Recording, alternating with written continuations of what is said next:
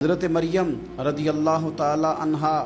کو اللہ تبارک و تعالی نے بغیر باپ کے جناب عیسیٰ علیہ السلام عطا فرما دیے۔ اب اس بات کو جب لوگوں کے سامنے پیش کیا جائے گا، لوگ کیا رائے دیں گے، یہ بھی تو ایک مشکل کام ہے نا۔ وہ خاتون، وہ پاک باز عورت جس نے اپنی زندگی کے سارے اوقات ہی اللہ کے گھر مسجد میں گزارے،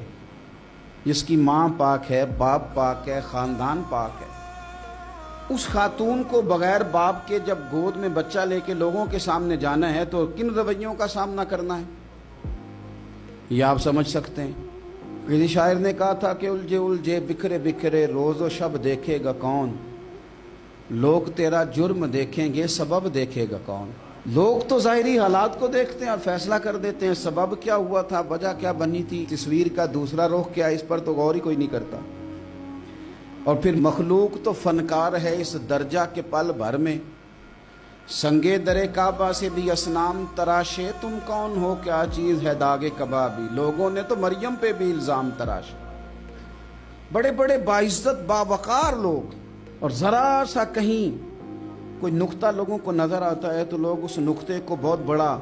قصہ بنا لیتے ہیں، بہت زیادہ داستان سرائی کرتے ہیں، نیک لوگوں کو بڑی تکلیف پہنچاتے ہیں۔ لیکن اگر وہ شخص سچا ہے اور اپنے رب کی بارگاہ میں وہ صاف ہے تو پھر اسے زیادہ وضاحتیں دینے کی ضرورت بھی نہیں، اور ویسے بھی جب لوگ بہت زیادہ مخالفت کر رہے ہوں تو وضاحتیں دینا کام بھی نہیں آتا، اس وقت صفائی دے کے انسان مزید الجھتا چلا جاتا ہے۔ حضرت مریم کی گود میں جناب عیسیٰ علیہ السلام تشریف لے آئے تو جناب مریم کو حکم تھا کہ آپ نے بولنا ہی نہیں، آپ نے بات ہی نہیں کرنی، آپ خاموش رہیں۔ وہ خاموش ہیں، بچہ پنگوڑے میں ہے، قوم کے سامنے ہے تو قوم بڑے سخت نظروں سے دیکھتی ہے، بڑے سخت جملے کہتی ہے، اور انہوں نے کہا کہ مریم یہ بچہ کہاں سے آ گیا، آپ بھی نیک، آپ کا باپ بھی نیک۔ تو جناب مریم نے کیا کہا، قرآن مجید سورہ مریم کی آیت نمبر 29 دیکھیے، فَأَشَارَتْ إِلَيْهِ، تو جناب مریم نے نا پنگوڑے کی طرف اشارہ کیا، جناب عیسیٰ کی طرف اشارہ کیا، توجہ ادھر کی، فَأَشَارَتْ إِلَيْهِ، بچے کی طرف اشارہ کیا، گویا اس سے پوچھ لے تو قوم کیا کہتی ہے۔ انہوں نے کہا قَالُوا كَيْفَ نُكَلِّمُ مَنْ كَانَ فِي الْمَهْدِ صَبِيًّا، یہ کیسے بات کرے گا، یہ تو پنگوڑے میں بچہ ہے۔ پنگوڑے میں بچے بھی کبھی بولے ہیں، وہ بولتے ہیں بھائی، پر جب رب چاہے،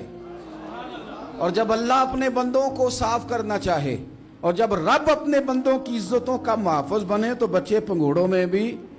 بولتے ہیں۔ جناب یوسف کے لیے بھی بولا تھا، جناب عیسیٰ بھی پنگوڑے میں بولے تھے، جناب جریج کے لیے بھی بولا تھا، بچے بولتے ہیں، لیکن کب، جب رب چاہے۔ کیسے بولے گا، یہ تو پنگوڑے میں ہے۔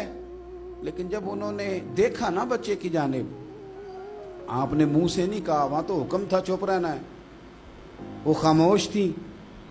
پنگوڑے کی طرف اشارہ کر کے کہا اس سے پوچھ لو جو پنگوڑے میں ہے۔ تو جناب عیسیٰ پنگوڑے سے بولے